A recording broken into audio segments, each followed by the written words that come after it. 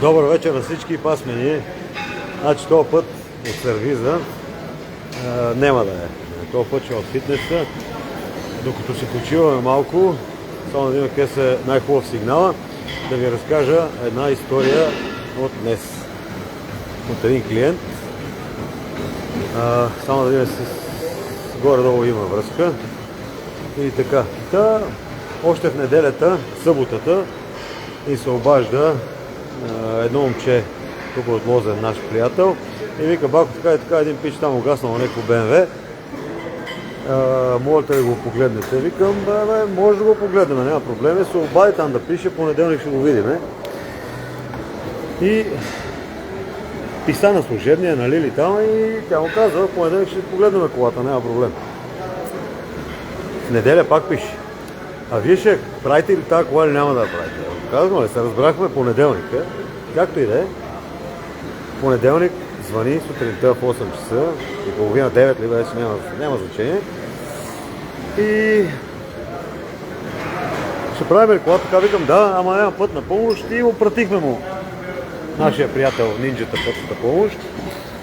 Кара колата, батерията паднала до дупка.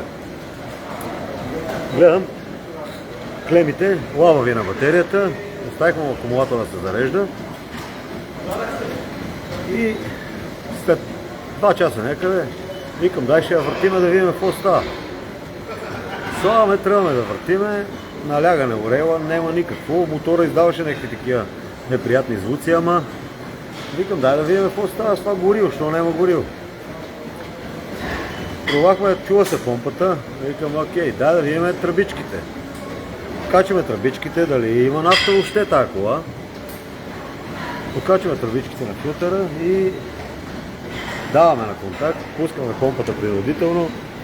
Куртат, нафта няма. Викам: ай, ще идем да му сипам 5 литра нафта поне, с тубичката.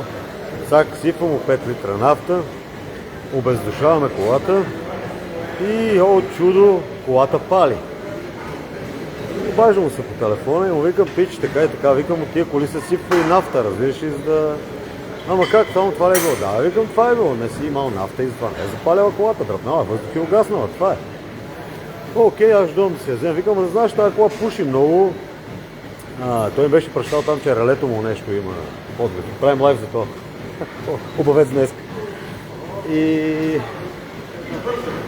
вика: релето подгрева, викам: релето подгрева и не е проблем за това, че нещо да пали, нали? Той като цяло си има проблем с него. И викам: аз си вземи колата, както и да е, ние тръгнахме. И оставам на приемчика, викам: така и така, това момче да си вземе колата. И дошъл наш ще вземе колата, питал колко ти струва, и нашия му казал колко съм му казал, аз 100 евро да струва, 100 евро с касова бележка, с ДДС, които 17 евро са за държавата, нали? ДДС-то, за нас остават 83 евро. И той се възмутил нашия. Бамо, мамата, вие за да ми сипате нафта, ще ми вземете 100 евро. Опитам: пич, то не си сипа ти. Аз знам, че като закъсаш в Англия, ако закъсаш на магистралата да сипат нафта, излиза малко по-скъпо. И как да му обясниш, че такъв човек ще ти е докарал кола не палеща, без акумулатор? И говорим си сам. Тази ненормалната смърт е тук. И така, кажете ми вие в този случай как да постъпите? Да взимате ли? Друго трябваше да направим принципно, друго трябваше да направим, като повечето... Не казвам повечето, ама може би има хора, които го правят. Трябваше да му кажем: бате, имаш стружки у нафтата, дай да ти пратим дюзите помпата, изгърби го с дюзи, изгърби го с помпа, да му се ареса, да остави 2-3 леди лева, да си вземе колата, да си свирки, да си пее, и тогава ще бъде много доволен. Ти си бил честен с него, нали? А той мурдара, че си кара колата на резерва, друг некой длъжен да му зарежда. Кажете ми, вие как бихте се почувствали от тази ситуация? Какво бихте направили? Няма моето кола, отида сипвам си бензинец и си гледам, като светне лампичката, отида сипвам пак. И те така те.